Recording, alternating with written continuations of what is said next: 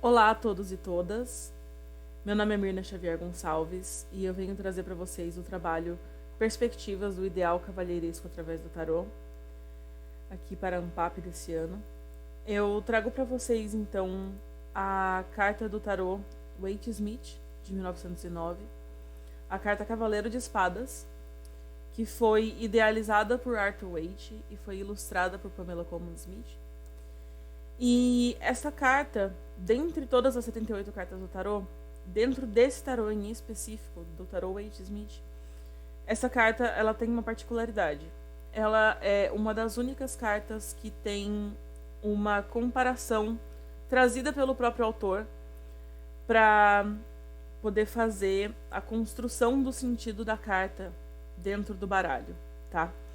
Então, o Arthur Waite comenta dentro aqui da minha tradução que na ilustração, então no desenho, ele é um herói típico de romances cavalheirescos. O cavaleiro poderia ser o próprio Galahad. Ele é um herói cuja espada é ágil e certeira porque ele é puro de coração. Então, o Arthur Waite enaltece bastante o quanto esse personagem é um personagem que tem muita nobreza, que ele tem muita agilidade, que ele tem muita determinação, que ele se compara ao herói Galahad das lendas arturianas. Então, esse trabalho vai discorrer um pouco, através de uma perspectiva warburgiana, como se dá essa conexão através das imagens e através dos conceitos trazidos tanto para as lendas arturianas quanto para algumas outras conexões, e também através do contexto histórico no qual a Pamela Smith e no qual o Arthur Waite se encontravam. Então, para me auxiliar nesse processo, eu conferi os autores, o Aby Warburg, no caso, o Carlo Ginzburg, que também se aprofunda nessas questões de observar pequenas premissas históricas que encapsulam todo o seu contexto, e o Gigi Huberman nas questões que envolvem o anacronismo, que vai costurar uma grande teia de referências, então, que é uma das propostas do trabalho, costurar uma pequena teia que vai sugerir maiores discussões, se possível, no futuro. Então, iniciando o nosso processo, a gente tem, bom, essa aqui é a carta, então, o Cavaleiro de Espadas, ilustrado pela Pamela Smith. Tanto a Pamela Smith quanto o Arthur Waite, ambos estavam envolvidos com movimentos revivalistas, ali no contexto da Inglaterra do final do século XIX, do início do século XX. Esses movimentos eles estavam buscando uma retomada de uma identidade nacional, mas especialmente de uma identidade regionalista, uma identidade que focasse em questões folclóricas, que focasse nas tradições orais, que focasse em lendas regionais e questões de memória, realmente, uma memória cultural dessas regiões. E a questão é que a Pamela Colman Smith estava envolvida nesses processos através do campo da arte, então especialmente através do movimento Arts and Crafts, que visava uma contracultura ali da Revolução Industrial, enquanto Arthur Waite fazia essa mesma questão de retornar, então, às lendas e ao folclore através do catolicismo e especialmente através das lendas arturianas.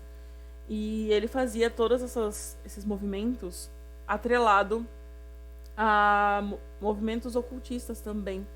Então, eles uniram esses dois propósitos. Então, todo esse movimento com o catolicismo e as lendas arturianas, com a manufatura mais artesanal ali, com a fatura mais artesanal, no caso, da Pamela Smith, essas duas questões foram pilares, então, para a construção desse baralho no geral e que também sustentaram o processo de pesquisa, especialmente para essa carta.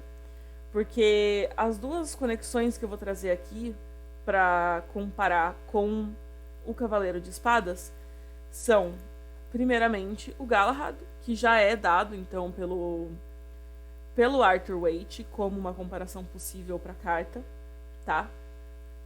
Então, o Galahad, dentro do ciclo arturiano, na maioria das ocasiões, ele é descrito como o filho do Lancelot. O Lancelot, ele é um personagem que está envolvido romanticamente com a rainha Guinevere, que é, no caso, a esposa do rei Arthur. E eles estão envolvidos somente de uma forma platônica, ela é completamente idealizada, ele é o campeão dela em várias ocasiões. Então, o Galahad, ele vem aqui como o filho do Lancelot, mas não com a Guinevere. Então, ele captura toda a questão de nobreza e de pureza que o Galahad já tinha, só que sem a questão do adultério que estava sendo problemática para a construção do personagem ali, do Lancelot em relação à sua pureza. Surge então alguém mais puro, mais nobre e mais herói, mais cavalheiresco ali do que o próprio Lancelot. Então, que é a questão do Galahad. Então, toda a pureza do Galahad, o envolvimento dele com o sagrado, porque ele é o cavaleiro que encontra o Santo Graal. Então, trazendo o catolicismo ali para a Inglaterra, de acordo com as lendas arturianas, especialmente do ciclo da Vulgata ali, que é um conjunto de textos do início, mais ou menos, do século XIII, a gente tem esse herói como o personagem que ele vem justamente para incorporar essa questão dessa pureza, incorporar esses ideais de lutar por uma causa justa e esse tipo de situação. Então a valentia dele, mas acima de tudo a pureza, são as questões mais importantes para ele, e elas que encompassam ali todas as questões nas quais ele está envolvido. E esses eventos que percorrem o Galahad são ilustrados também pelo Howard Pyle no livro de 1903, então o Rei Arthur e seus Cavaleiros, então. E tem grandes chances da Pamela Colman Smith ter encontrado esse livro e ter acesso então às ilustrações. E nós temos também a mesma situação para o livro do John Franklin, que é São Jorge o Dragão, que também foi na Inglaterra do final do século, na segunda metade do século XIX, que também equivale ali, equipara São Jorge, que no caso é o padroeiro ali da Inglaterra, com essa figura tão nobre, tão pura, até porque São Jorge também era chamado de o Cavaleiro da Santa Virgem, então porque ele se equiparava à pureza da Virgem Maria em relação aos seus ideais, em relação à sua conduta e à sua moral. Então, toda essa nobreza também está incorporada ali no São Jorge. E todos eles dividem de uma mesma visualidade. Então, a gente tem o herói montado a cavalo, carregando uma espada. Ele tem o elmo com as penas, então ele está em movimento. Então, a gente tem toda uma visualidade que é incorporada por esses personagens.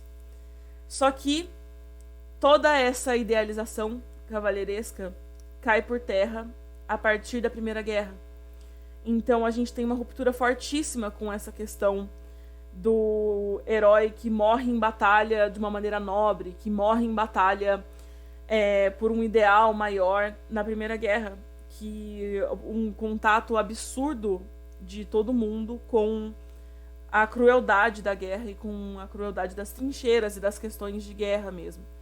Então, vai se dissolvendo esse ideal cavalheiresco.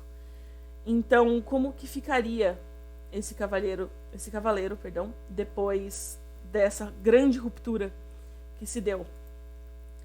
Então, a solução que muitos autores e muitos ilustradores encontraram foi através desse ideal, que eu reforcei bastante, especialmente em relação ao Galahad, esse ideal que evoca essa agilidade, essa nobreza, sem necessariamente ser um cavaleiro que luta.